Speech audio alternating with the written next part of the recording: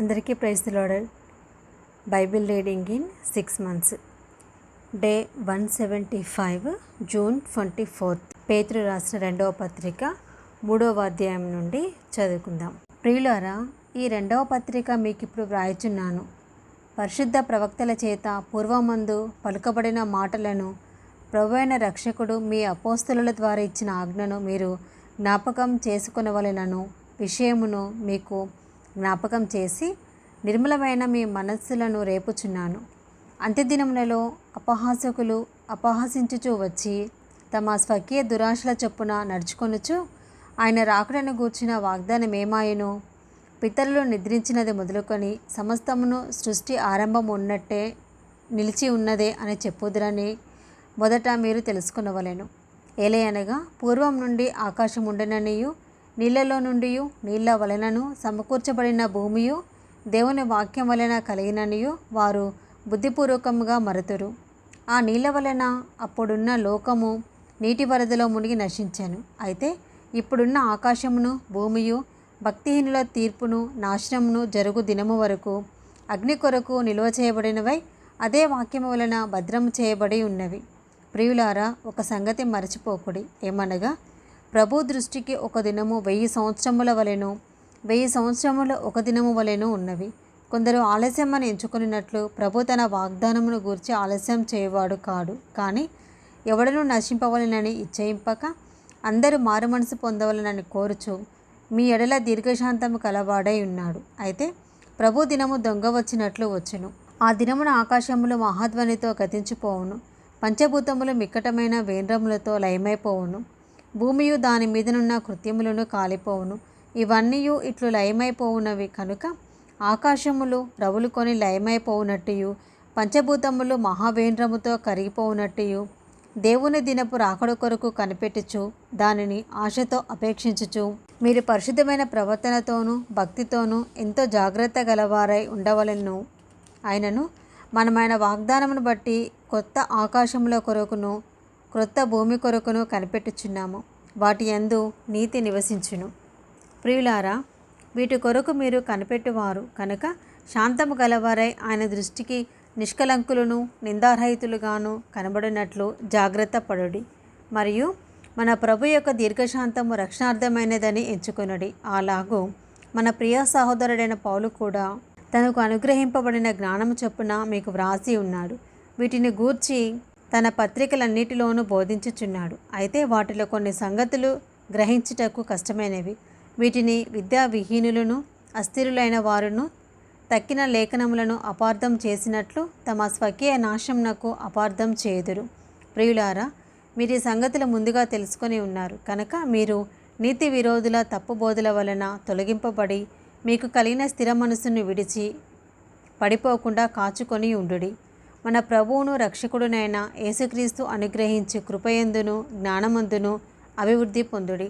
ఆయనకు ఇప్పుడును యుగాంత దినము వరకును మహిమ కలుగునుగాక. ఆమెన్. యోహాను రాసిన మొదటి పత్రిక కంటిన్యూషన్ చదువుకుందామండి. జీవవాక్యమును గూర్చినది ఆది నుండి ఏది ఉండెనో మేమేది వింటిమో, మా కన్నులారా ఏది చూచితిమో, ఏది నిదానించి కనుగొంటిమో, మా చేతులు దేనిని తాకి చూచెనో అది మీకు తెలియజేయుచున్నాము. ఆ జీవము ప్రత్యక్షమాయను, తండ్రి యొద్ద ఉండి మాకు ప్రత్యక్షమైన ఆ నిత్య జీవమును మేము చూచి ఆ జీవవాక్యమును గూర్చి సాక్ష్యం ఇచ్చుచు దానిని మీకు తెలియపరచుచున్నాము. మాతో కూడా మీకును సహవాసం కలుగునట్లు మేము చూచిన దానిని వినిన దానిని మీకును తెలియజేయుచున్నాము. మన సహవాసం అయితే తండ్రితో కూడాను ఆయన కుమారుడైన యేసుక్రీస్తుతో కూడాను ఉన్నది. మన సంతోషము పరిపూర్ణమగుటకై మేము సంగతులను వ్రాయుచున్నాము. మేము ఆయన వలన విని మీకు ప్రకటించు వర్తమానమేమనగా దేవుడు వెలుగై ఉన్నాడు, ఆయన యందు చీకటి ఎంత మాత్రము లేదు. ఆయనతో కూడా సహవాసము గలవారమని చెప్పుకొని చీకటిలో నడిచిన ఎడల మనం అబద్ధమాడుచు సత్యమును జరిగింపకుందుము. అయితే ఆయన వెలుగులోనున్న ప్రకారము మనమును వెలుగులో నడిచిన ఎడల మనము అన్యోన్య సహవాసము కలవారమై ఉందుము. అప్పుడు ఆయన కుమారుడైన యేసు రక్తము ప్రతి పాపము నుండి మనల్ని పవిత్రులుగా చేయును. మనము పాపం లేని వారమని చెప్పుకొని నడల మనలను మనమే మోసపుచ్చుకుందాము, మరియు మనలో సత్యము ఉండదు. మన పాపములను మనము ఒప్పుకొనిన ఎడల ఆయన నమ్మదగిన వాడును నీతిమంతుడును కనుక ఆయన మన పాపములను క్షమించి సమస్త దుర్నీతి నుండి మనల్ని పవిత్రులుగా చేయును. మనము పాపం చేయలేదని చెప్పుకొని నడల ఆయనను అబద్ధికునిగా చేయవారమగుదుము, మరియు ఆయన వాక్యము మనలో ఉండదు. 2వ అధ్యాయము. నా చిన్నపిల్లలారా, మీరు పాపం చేయకుండుటకై ఈ సంగతులను మీకు వ్రాయచున్నాను. ఎవడైనా పాపం చేసినడలా నీతిమంతుడైన యేసుక్రీస్తు తన ఉత్తరవాది తండ్రి యొద్ద అనుకున్నాడు. ఆయనే మన పాపములకు శాంతికరమై ఉన్నాడు. మన పాపములకు మాత్రమే కాదు, సర్వలోకమునకును శాంతికరమై ఉన్నాడు. మరియు మనమైన ఆజ్ఞలను గైకొనుడలా దీనివలననే ఆయనను ఎరిగి ఉన్నామని తెలుసుకుందాము. ఆయనను ఎరిగి ఉన్నానని చెప్పుకొనుచు ఆయన ఆజ్ఞలను గైకొనని వాడు అబద్ధికుడు, వానిలో సత్యము లేదు. ఆయన వాక్యము ఎవడు గైకొనునో వానిలో దేవుని ప్రేమ నిజముగా పరిపూర్ణమాయెను. ఆయన యందు నిలిచున్న వాడనని చెప్పుకొను వాడు ఆయన ఎలాగు నడుచుకునో అలాగు తాను నడుచుకున్న బద్ధుడై ఉన్నాడు. మనం ఆయన యందు ఉన్నామని దీని వలన తెలుసుకొనుచున్నాము. ప్రియులారా, మొదటి నుండి మీకున్న పూర్వపు ఆజ్ఞనే గాని కొత్త ఆజ్ఞను నేను మీకు వ్రాయటలేదు.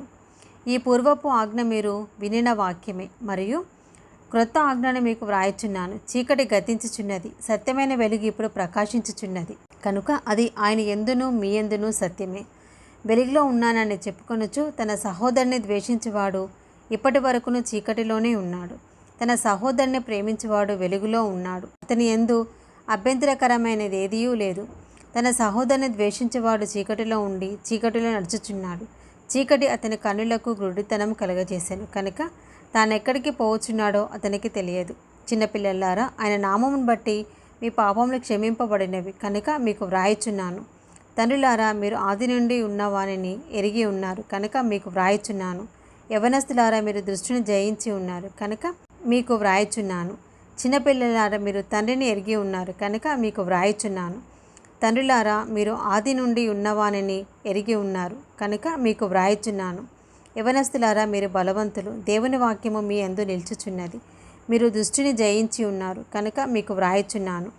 ఈ లోకమునైనను లోకంలో ఉన్నవాటినైనను ప్రేమింపకుడి. ఎవడైనను లోకమును ప్రేమించినడలా తండ్రి ప్రేమ వానిలో ఉండదు. లోకములో ఉన్నదంతయు అనగా శరీరాశయు నేత్రాశయు జీవపు డంబమును తండ్రి వలన పుట్టినవి కావు. అవి లోక సంబంధమైనవి. లోకమును దాని ఆశయు గతించిపోవచ్చున్నవి, కానీ దేవుని చిత్తమును జరిగించేవాడు నిరంతరమును నిలుచును. చిన్నపిల్లలారా, ఇది కడవరి గడియ. క్రీస్తు విరోధి వచ్చినని వింటిరు కదా. ఇప్పుడును అనేకులైన క్రీస్తు విరోధులు బయలుదేరి ఉన్నారు. ఇది కడవరి గడియ అని దీని చేత తెలుసుకొనుచున్నాము. వారు మనలో నుండి బయలువెళ్ళిరి, కానీ వారు మన సంబంధులు కారు. వారు మన సంబంధులైతే మనతో కూడా నిలిచి ఉందురు.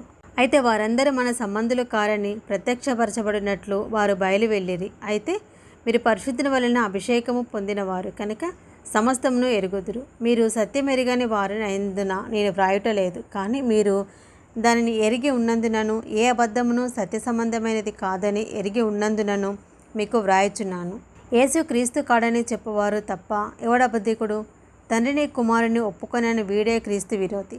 కుమారుని ఒప్పుకొనని ప్రతివాడును తండ్రిని అంగీకరించేవాడు కాదు. కుమారుని ఒప్పుకొనివాడు తండ్రిని అంగీకరించేవాడు. అయితే మీరు మొదటి నుండి దేనిని వింటిరో అది మీలో నిలువనీయడి. మీరు మొదటి నుండి వినినది మీలో నిలిచినడలా మీరు కూడా కుమారుని యందును తండ్రి యందును నిలుతురు. నిత్యజీవము అనుగ్రహించినదే ఆయన తానే మనకు చేసిన వాగ్దానము. మిమ్మను మోసపరచు వానిని బట్టి ఈ సంగతులు మీకు వ్రాసి ఉన్నాను. అయితే ఆయన వలన మీరు పొందిన అభిషేకము మీలో నిలుచుచున్నది కనుక ఎవడైనా మీకు బోధింపనక్కర్లేదు.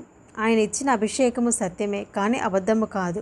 అది అన్నిటిని గూర్చి మీకు బోధించుచున్న ప్రకారము ఆయన మీకు బోధించిన ప్రకారముగాను ఆయనలో మీరు నిలుచుచున్నారు. కాబట్టి చిన్నపిల్లలారా, ఆయన ప్రత్యక్షమగునప్పుడు ఆయన రాకడ యందు మనము ఆయన ఎదుట సిగ్గుపడక ధైర్యము కలిగి ఉండినట్లు మీరు ఆయన యందు నిలిచి ఉండిడి.